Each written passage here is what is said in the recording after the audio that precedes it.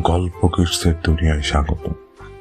এখানে রূপকথা জীবন্ত হয়, এখানে ভয়েও লুকিয়ে থাকে মজা, আর দুষ্টমিতেই শুরু হয় অ্যাডভেঞ্চার। আজ শুনবেন বিষ্ণুপুর গ্রামের দুই দুষ্ট ভাই লটু আর পটুর এক ভয়ঙ্কর আবার দারুণ মজার কাহিনী।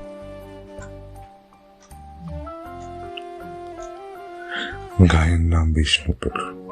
এই গ্রামেই থাকে লটু আর পটু নামে দুই ভাই, দুজনেই ক্লাস 5-এ পড়ে। কিন্তু লেখাপড়ার চেয়ে দুষ্টুমি, ঝগড়াঝাটি, খেলাধুলা এই তিনটেতেই তারা সেরা। একদিন দুপুরে ভাত খেতে খেতে মা বলল, লটু পটু খাওয়া হয়ে গেলে বাজারে বাবার দোকান থেকে বাজার সদাই নিবে। লটু মুখ বাঁকিয়ে বলল, মা বিকেল বেলায় যাই। মা একটু হুমকি ভরা গলায় বলল, ঠিক আছে, তবে দেরি করলে কান মলে দেব।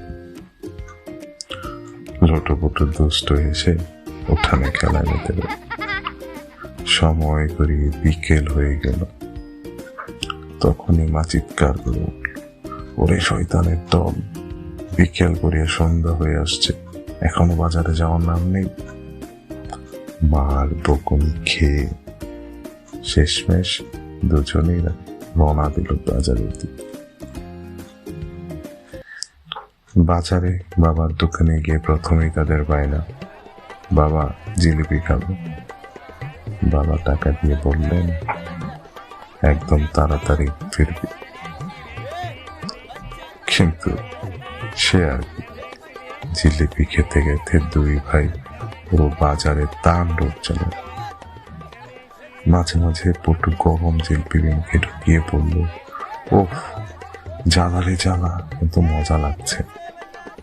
এদিকে সময় কেটে যেত, বাজার সবের কথা তারা ভুলেই গেল।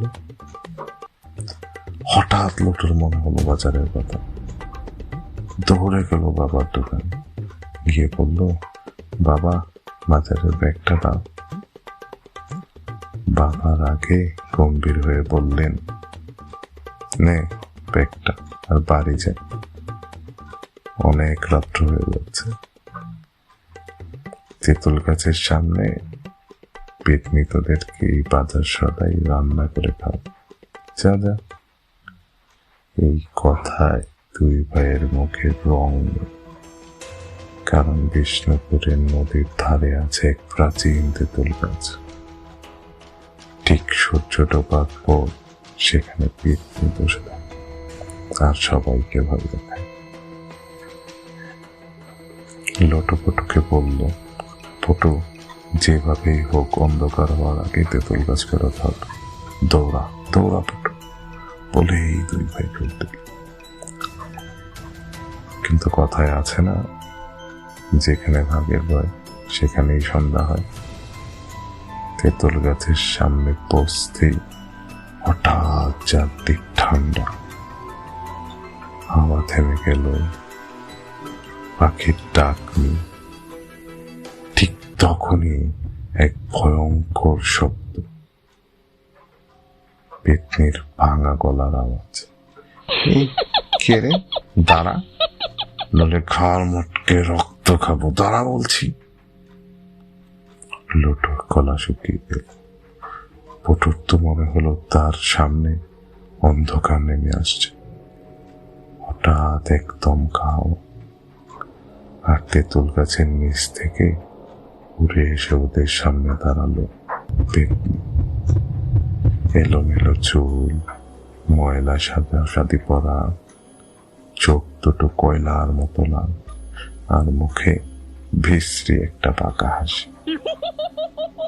সে বলল, এই তোরা কি আনলি রে?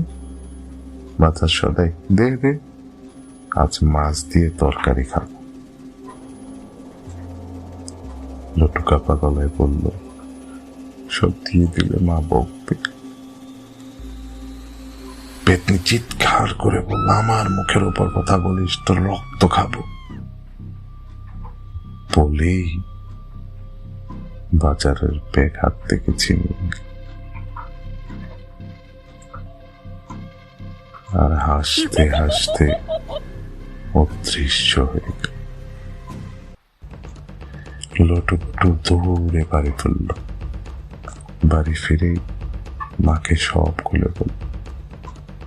মা ওদেরকে অভয় দিয়ে বললে, ভয় পাসনি, কিচ্ছু হবে না। মা আগুন পানি দিয়ে ছেলেদের চোখ নজর কাটল। বাবা ফিরে এসে খেতে বসলো, দেখলো খাবারও আছে, ভাত আর আলু ভর্তা। বললে, এত বাজার সদাই পাঠালাম আর এখন ভাত আর আলু ভর্তা? মা তখন সব খুলে বলল। শুনে বাবা গম্ভীর হয়ে বলল, কাল সকালেই তান্ত্রিক মশাইয়ের কাছে যেতে হবে। রাতে পটু ভয় পেয়ে বারবার লটুকে জাগিয়ে বলছিল, দাদা, পেতনি কি আমাদের বাড়ি আসবে? লটু বলল, চুপ, ঘুমা, এলে তোকেই আগে। পরদিন সকাল সবাই তান্ত্রিক মশাইয়ের কাছে। তান্ত্রিক মশাইকে সব খুলে দেব। তান্ত্রিক মশাই শুনে বললেন, পেতনির শক্তি তার কাঁথা, কাঁথা আনতে পারলে ওর সব শক্তি শেষ। লটুপটু বিস্ময়ের সাথে বলল, কাঁথা? কাঁথা আবার কোথায় থাকে? তান্ত্রিক মশাই বললেন, পেতনির তেঁতুল গাছে থাকে, কাঁথাটা ওখানেই আছে।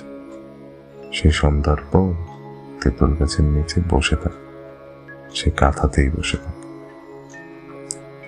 এই কথা শুনে দুই ভাই একসাথে চেঁচিয়ে উঠল, আমরাই আনবো কাঁথা। বাবা মা বিস্ময়ের সাথে ওদের দিকে তাকান। তান্ত্রিক মশাই বললেন, সরিষাও লাভ, এক ঢাকি সরিষা বাড়িতে আছে তো? মা বললেন, আছে। পটু ভেবাচে কাকুরে বলল, তান্ত্রিক মশাই, ভূত সরিষা খায় নাকি? তান্ত্রিক মশাই হেসে বললেন, খায় না, জ্বালা ধরা। পরিকল্পনা হলো, লটু পেতনির সামনে ব্যাগ এগিয়ে দেবে আর পটু পিছন থেকে ঝোপঝাড় দিয়ে গিয়ে কাঁথা ছিনল। বিকেল বেলায় লটুপটু বাজারে গিয়ে হাজির হলো বাবার দোকানে। বাবা বাজারের ব্যাগ এগিয়ে দিল। আজকের বাজার সদাই আরো বেশি, মাছ, মাংস, মিষ্টি সব আছে। বাবা ওদেরকে বলল, লটুপটু সাবধান। লটুপটু বাবার দিকে তাকিয়ে হাস।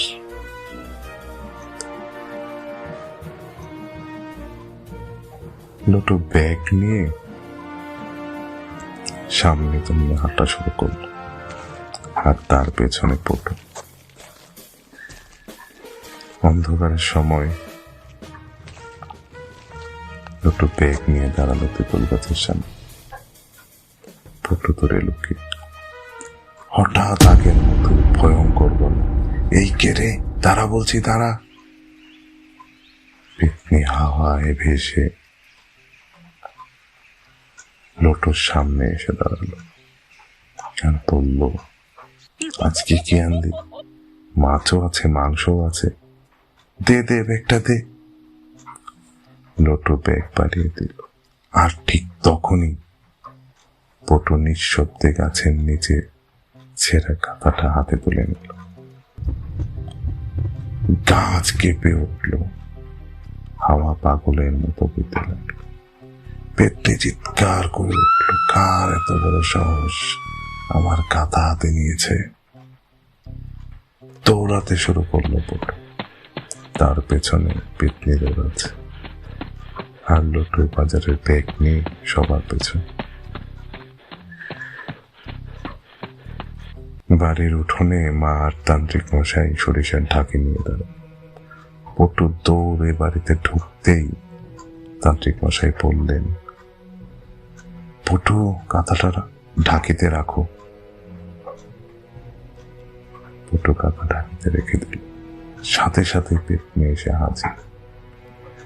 খেতে খেতে বলল, আমার কথাটা ফিরিয়ে দে, নইলে সবাইকে মেরে ফেলবো।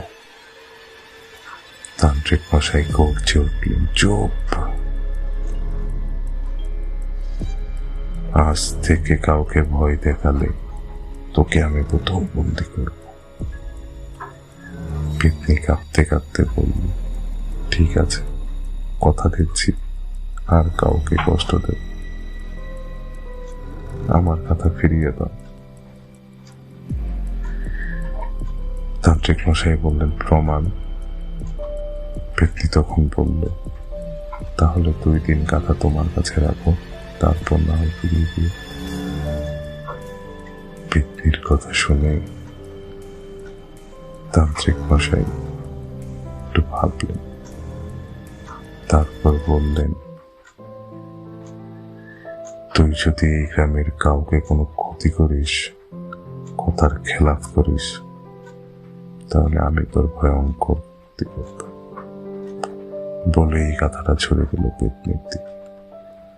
পেতনি কথাটা লুফে নিয়ে অদৃশ্য হয়ে ধোয়ার মতো মিলিয়ে গেল।